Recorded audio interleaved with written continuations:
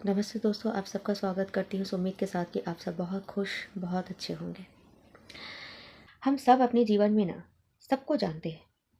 यानी बचपन जब हम जन्म लेते हैं तभी से ये मम्मी है, ये पापा है, ये चाचा है, ताऊ है, ये पेड़ है, ये पौधे हैं, चिड़िया है। आप देखिएगा कि क्या आपके माँ बाप ने कभी भी ये कहा है कि बेटा तुम कौन हो? नहीं, क्योंकि उन माँ बाप की भी कोई गलती नहीं है ना। वो माँ बाप को भी उनके माँ बाप ने नहीं बताया है ना कि तुम कौन हो जानो। यानी ये चीज़ें सिलसिला शुरू से स्टार्ट हुई है। और ये क्यों क्यों जिस देश में इतना महत्व है अध्यात्म का, इतना महत्व है, इस अध्यात्म का मीनिंग का किसी किसी को नहीं पता होगी। लेकिन कितना हम अज्ञान और कितने हम अंधेरे में रखा गया है और रह रहे हैं आज भी, ये तो आप आज के वीडियो के बाद ही आप खुद को समझ पाओगे। ये समझ पाओगे कि हमें कितनी बड़े अंधकार में रखा गया है। और आप अगर पेरेंट्स हो तो क्या आप अपने बच्चे को बोलते हो कि बेटा खुद को जानो, खुद को समझो, खुद को परखो? नहीं बोलते आप। हम दुनिया की हर एक चीज़ को परखने के लिए बोलते हैं। यहाँ तक कि कोई अगर आपके बच्चे के साथ गलत कर देता है और वो गलत बोलता है कि नहीं गलत नहीं होना चाहिए, वो ना वैसे ही है, गलत नहीं बोलना चाहिए, उसका दिमाग ठीक नहीं था ना, या फिर वो ना थोड़ा सा वैसा ही है लेकिन वो गलत नहीं, हम बोलते हैं ना। लेकिन अपने खुद के बच्चे को हम कभी नहीं बोलते थे खुद को समझो, तुम्हें क्यों गुस्सा आ रहा है, तुम किस बात से खुश हो जाते हो, तुम किस बात से दुख हो जाते हो। तो चलिए हम समझते हैं अध्यात्म क्या है और खुद को जानने की कोशिश करते हैं। पहले आपको मैं बता दूं कि अध्यात्म से क्या लगता था आप सबको आज से पहले। अब मुझे भी ज़्यादा तो नहीं जाना पड़ेगा, मैं 1.5-2 साल पहले की बात कर रही हूँ। मतलब अध्यात्म को मैंने भी 2 साल ही हो रहे हैं समझा और जाना है। तो आप लोग भी ज़रूर नहीं समझ पा रहे हो। मतलब मैक्सिमम या मैं भी स्पिरिचुअल होना, अध्यात्म होना मतलब ही ये थी कि मंत्रों का जाप करना, दिन भर भजन कीर्तन करना, ईश्वर के पास जाना, भक्ति भाव करना, व्रत उपवास करना, कठिन भगवान ये बोले हैं वो बोले हैं, ऐसा न जाने कितनी सारी मैंने चीज़ें भर के रखी हुई हैं हमारे समाज में, और जिसे हम भी अपने दिमाग की इस पोटली में ठूस के रखे हुए हैं। लेकिन एक्चुअली अध्यात्म है ही नहीं ये चीज़। अध्यात्म को इन सब चीज़ों से जोड़ना ये गलत है। या फिर समाज में व्यक्तियों को हर घर में आप बताइए ना, ये कहीं ना कहीं से तो शुरू से शुरू होते आ रही है ना, कि जहाँ से हमारे पूर्वज लोग, जरूर हमारे पूर्वज लोग भी इन सब चीज़ों को मतलब सिर्फ समाज को लेके चलो। बहू बेटी की इज्जत करो, बहू बेटी को घर के अंदर रखो, घूंघट में डालो, बहुओं को ये नहीं करनी चाहिए, बेटियों को ये नहीं करनी चाहिए, मर्दों को ये कर, बस यही नियम बनाने में ना हमारे पूरे समाज, हमारे पूरे पूर्वज व्यस्त हो चुके थे। आज जो नियम एक ईश्वर ने बनाया, सेट किया, उस पर कोई कार्य नहीं हुआ है ना। तो आज सब भोग रहे हैं, हम नहीं भोग रहे हैं, भोग रहे हैं ना।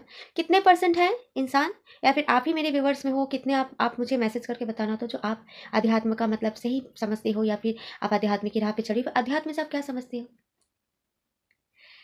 ये ना एक छोटा सा वर्ड है, और मुझे लगता है कि किसी भी शब्द की भावनाओं में बह जा रहे हैं, 10-20 लोग बोल रहे हैं ये होना चाहिए, करना चाहिए, कर लिए, उससे बेहतर है कि उसको समझो।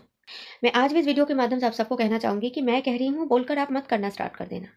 आप भी समझना, मैंने समझाया, उसके बाद आप खुद को इस शब्दों को रख कर आप समझना, जानना, देखना, परखना, विश्वास करना, फिर ही आगे बढ़ना।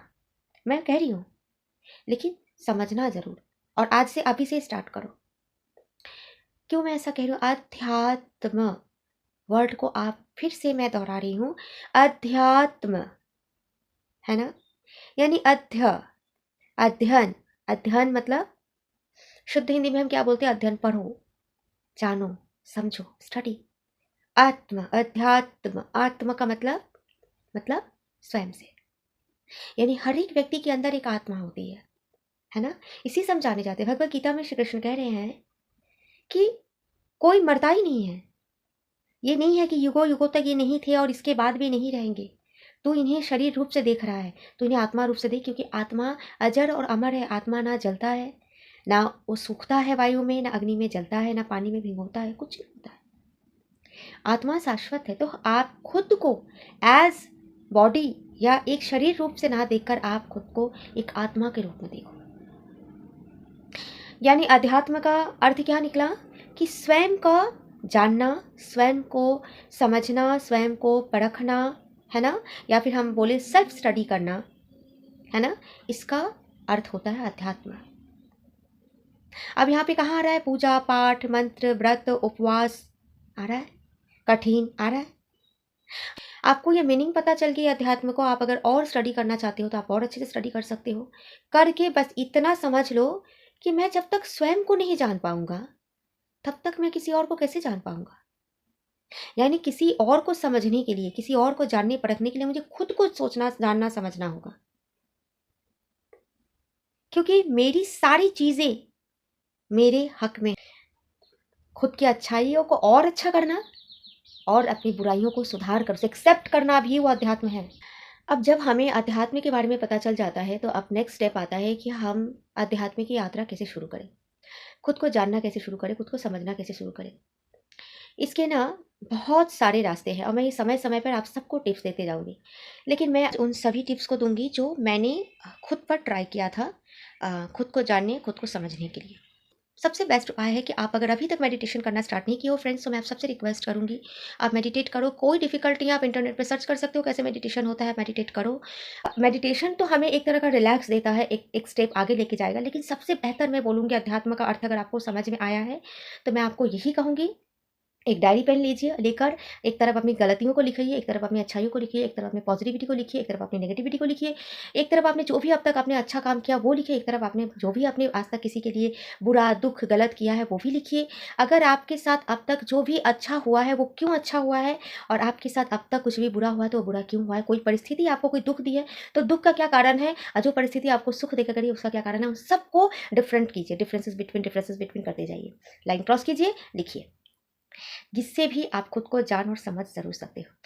तो अभी इतना तक काफ़ी है आप लोगों के लिए, इससे ज़्यादा अगर मैं बोलूँगी तो वो क्या हो जाएगा ना, मिला-जुला के खिचड़ी बन जाएगा। बस इतना ही आपके लिए अभी ज़रूरत है, जो अध्यात्म की यात्रा शुरू करना चाहते तो मैं ऐसा कह के अपनी बातों को यहाँ पे समाप्त कर रही हूँ फ्रेंड्स। वीडियो अगर पसंद आए लाइक, कमेंट, शेयर ज़रूर कीजिएगा, और आप सबको लगता है कि मुझे आना चाहिए निखर के, तो प्लीज़ आप सब लोग मुझे सपोर्ट करें, क्योंकि आप सबके सपोर्ट के बगैर मैं नहीं आगे आ सकती।